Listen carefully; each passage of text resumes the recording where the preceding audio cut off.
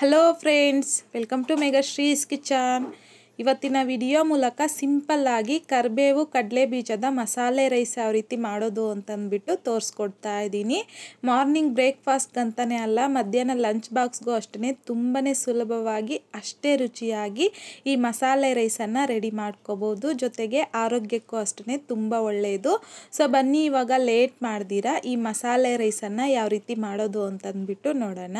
ಈ ರೈಸ್ ಮಾಡೋದಕ್ಕೆ ಮೊದಲು ಸ್ವಲ್ಪ ಮಸಾಲೆ ಪುಡಿನ ರೆಡಿ ಮಾಡ್ಕೋಬೇಕು. ಸೊ ಹಾಗಾಗಿ ನಾನಿಲ್ಲಿ ಪ್ಯಾನಲ್ಗೆ 1 ಟೇಬಲ್ ಸ್ಪೂನ್ ಆಗುವಷ್ಟು ಎಣ್ಣೆ ಹಾಕ್ಕೊತಾ ಇದ್ದೀನಿ. ಎಣ್ಣೆ ಸ್ವಲ್ಪ ಬಿಸಿ ಆಗಿದ್ದಾದಮೇಲೆ 1 ಟೀ ಸ್ಪೂನ್ ಆಗುವಷ್ಟು ಜೀರಿಗೆ, ಅರ್ಧ ಟೀ ಸ್ಪೂನ್ ಆಗುವಷ್ಟು ಕರಿಮೆಣಸು, 1 ಟೀ ಸ್ಪೂನ್ ಆಗುವಷ್ಟು ಕಡಲೆಬೇಳೆ, 1 ಟೀ ಸ್ಪೂನ್ ಆಗುವಷ್ಟು ಉದ್ದಿನ ಬೇಳೆನ ಸಹ ಹಾಕ್ಕೊಂಡು ಮಿಕ್ಸ್ ಮಾಡ್ಕೊತ ಲೋ ಫ್ಲೇಮ್ನಲ್ಲಿ ಈ ಕಡಲೆಬೇಳೆ ಸ್ವಲ್ಪ ಲೈಟ್ ಗೋಲ್ಡನ್ ಕಲರ್ ಬರೋವರೆಗೂ ಫ್ರೈ ಮಾಡ್ಕೋಬೇಕು. ಫ್ರೈ ಮಾಡ್ಕೊಂಡಿದ್ದಾದಮೇಲೆ 2 ರಿಂದ 3 ಟೇಬಲ್ ಸ್ಪೂನ್ ಆಗುವಷ್ಟು ಕಡಲೆ ಬೀಜನ ಸಹ ಹಾಕ್ಕೊಂಡು ಮಿಕ್ಸ್ ಮಾಡ್ಕೊತ ಕಡಲೆ ಬೀಜನೂ ಅಷ್ಟೇ ಲೋ ಫ್ಲೇಮ್ನಲ್ಲಿ ಕ್ರಿಸ್ಪಿ ಆಗೋವರೆಗೂ ಫ್ರೈ ಮಾಡ್ಕೋಬೇಕು.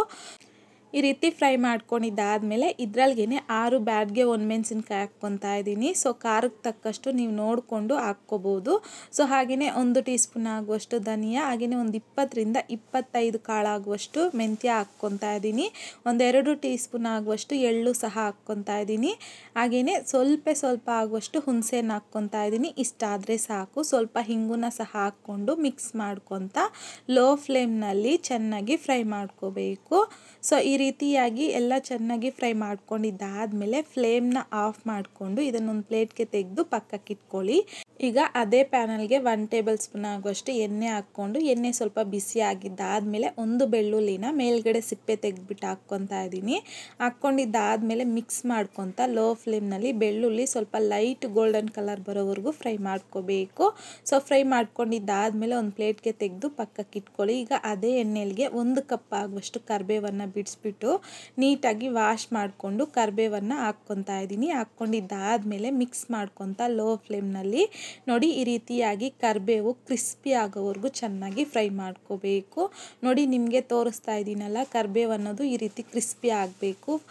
ಈ ರೀತಿ ಕ್ರಿಸ್ಪಿ ಆಗೋವರೆಗೂ ಫ್ರೈ ಮಾಡ್ಕೊಂಡಿದ್ದಾದಮೇಲೆ ಫ್ಲೇಮ್ನ ಆಫ್ ಮಾಡಿಕೊಂಡು ಒಂದು ಚಿಕ್ಕದಾದ ಮಿಕ್ಸಿ ಜಾರಲ್ಗೆ ತಗೊಂಡು ಈ ರೀತಿ ಪುಡಿ ಮಾಡ್ಕೊಂಡಿದ್ದಾದಮೇಲೆ ಈಗ ಅದೇ ಕರಿಬೇವು ಪುಡಿ ಜೊತೆಯಲ್ಲಿ ನಾವು ಸ್ಟಾರ್ಟಿಂಗಲ್ಲಿ ಕಡಲೆ ಬೀಜ ಎಲ್ಲ ಫ್ರೈ ಮಾಡ್ಕೊಂಡು ತಗೊಂಡಿದ್ರಲ್ವ, ಸೊ ಅದನ್ನು ಹಾಕ್ಕೊತಾ ಇದ್ದೀನಿ. ಹಾಗೆಯೇ ಬೆಳ್ಳುಳ್ಳಿನ ಸಹ ಫ್ರೈ ಮಾಡ್ಕೊಂಡಿದ್ರಲ್ವ, ಅದನ್ನು ಹಾಕ್ಕೊಂಡು ಮಧ್ಯದಲ್ಲಿ ಆನ್ ಆಫ್ ಮಾಡ್ಕೊತ ಈ ರೀತಿ ಎಷ್ಟು ಸಾಧ್ಯವಾಗುತ್ತೋ ಅಷ್ಟು ಈ ಮಸಾಲೆ ಪುಡಿನ ಪುಡಿ ಮಾಡ್ಕೊಂಡು ತಗೋಬೇಕು.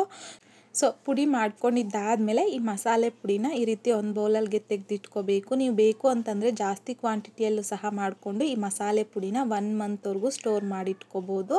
ಸೊ ಈ ರೀತಿ ಮಸಾಲೆ ಪುಡಿನ ರೆಡಿ ಮಾಡ್ಕೊಂಡಿದ್ದಾದಮೇಲೆ ನಾನಿಲ್ಲಿ ಕಡಾಯಿಗೆ 2 ರಿಂದ 3 ಟೇಬಲ್ ಸ್ಪೂನ್ ಆಗುವಷ್ಟು ಎಣ್ಣೆ ಹಾಕ್ಕೊತಾ ಇದ್ದೀನಿ.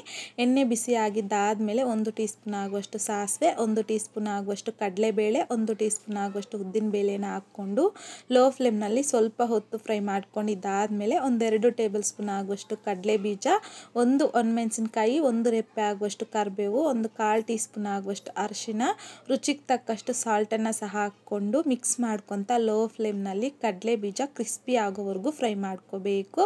ಸೊ ನೋಡಿ ಈ ರೀತಿಯಾಗಿ ಫ್ರೈ ಮಾಡ್ಕೊಂಡಿದ್ದಾದಮೇಲೆ ಫ್ಲೇಮ್ನ ಆಫ್ ಮಾಡಿಕೊಂಡು ಇದರಲ್ಲಿಗೆ ಬೇಯಿಸ್ಕೊಂಡಿರುವಂಥ ಅನ್ನ ಹಾಕ್ಕೊತಾ ಇದ್ದೀನಿ. ನಾನಿಲ್ಲಿ 1 ಗ್ಲಾಸ್ ಅಂದರೆ 250 ಗ್ರಾಮ್ ಆಗುವಷ್ಟು ರೈಸನ್ನು ಈ ರೀತಿ ಉದ್ದುದ್ರಾಗಿ ರೆಡಿ ಮಾಡ್ಕೊಂಡು ಹಾಕ್ಕೊತಾ ಇದ್ದೀನಿ. ಹಾಗೆಯೇ ನಾವು ಮಸಾಲೆ ಪುಡಿ ರೆಡಿ ಮಾಡಿ ಇಟ್ಕೊಂಡಿದ್ರಲ್ವ, ಸೊ ಆ ಪುಡಿನ ಒಂದು ಅರ್ಧ ಭಾಗದಷ್ಟು ಹಾಕ್ಕೊಂಡು ಮೊದಲಿಗೆ ಮಿಕ್ಸ್ ಮಾಡ್ಕೋಬೇಕು. ಸೊ ನಿಮಗೆ ಈ ರೈಸ್ಗೆ ಎಷ್ಟು ಮಸಾಲೆ ಪುಡಿ ಬೇಕು ಅನ್ನೋದು ನೋಡಿಕೊಂಡು ಸ್ವಲ್ಪನೇ ಹಾಕಿ ಮಿಕ್ಸ್ ಮಾಡ್ಕೋಬೇಕು. ಸೊ ನೋಡಿ ಎಲ್ಲ ಮಿಕ್ಸ್ ಮಾಡ್ಕೊಂಡಿದ್ದಾದಮೇಲೆ ನಿಮಗೆ ತೋರಿಸ್ತಾ ಇದ್ದೀನಿ, ನನಗಿಲ್ಲಿ 2 ಟೇಬಲ್ ಸ್ಪೂನ್ ಆಗುವಷ್ಟು ಮಸಾಲೆ ಪುಡಿ ಅನ್ನೋದು ಮಿಕ್ಕಿದೆ. ಸೊ ಎಲ್ಲ ನೀಟಾಗಿ ಮಿಕ್ಸ್ ಮಾಡ್ಕೊಂಡಿದ್ದಾದಮೇಲೆ ನಾನಿಲ್ಲಿ ಪ್ಲೇಟ್ಗೆ ಸರ್ವ್ ಮಾಡ್ಕೊಂಡು ತೋರಿಸ್ತಾ ಇದ್ದೀನಿ. ನೋಡಿ ತುಂಬಾ ರುಚಿಯಾಗಿರುವಂತಹ ಕಲರ್ಫುಲ್ಲಾದ ಕರಿಬೇವು ಕಡಲೆ ಬೀಜದ ಮಸಾಲೆ ರೈಸ್ ರೆಡಿಯಾಗಿದೆ.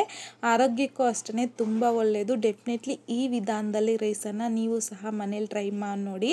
ಟ್ರೈ ಮಾಡಿದ್ದಾದಮೇಲೆ ನಿಮಗೂ ಸಹ ಟೇಸ್ಟ್ ಹೇಗೆ ಬಂತಂದ್ಬಿಟ್ಟು ಮರೀದೆ ಕಾಮೆಂಟ್ ಬಾಕ್ಸಲ್ಲಿ ಕಮೆಂಟ್ ಮಾಡಿ, ಲೈಕ್ ಮಾಡಿ, ಶೇರ್ ಮಾಡಿ. ಮತ್ತಷ್ಟು ಈಸಿ ಆ್ಯಂಡ್ ಸಿಂಪಲ್ ಕ್ವಿಕ್ ರೆಸಿಪೀಸ್ಗೋಸ್ಕರ ದಯವಿಟ್ಟು ನೀವಿನ್ನೂ ನಮ್ಮ ಚಾನಲ್ನ ಸಬ್ಸ್ಕ್ರೈಬ್ ಮಾಡಿಲ್ಲ ಅಂತಂದರೆ ಸಬ್ಸ್ಕ್ರೈಬ್ ಮಾಡಿ.